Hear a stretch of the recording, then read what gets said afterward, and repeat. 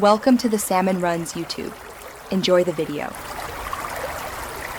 You start by powering on the 3DS and going straight to System Settings. This is where Parental Controls live. Enter the Parental Controls icon, then choose Change Settings to proceed. If you know the PIN, enter it now so you can remove or adjust controls. If not, make sure you have the console's serial and purchase proof ready for a recovery request. Once done, tap off to begin the removal process and prepare to confirm your choices. If you can't recall the PIN, choose I forgot on the PIN entry screen. The system displays a system ID number you must record. You then contact Nintendo support or use their master code tool with that system ID. This proves ownership and yields a master reset code. Enter the master code carefully because repeated wrong entries can lock the process.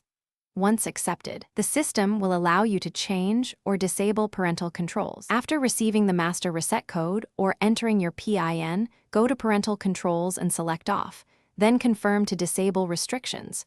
You should restart the 3DS to finalize settings. If the master code fails, double-check the system ID you provided and contact support again with proof of purchase. Mistyped ID are the common issue. As a last resort, consider a system format. Make sure you back up any saved data first, because formatting erases user data permanently. Thanks for watching. Consider subscribing if we helped you.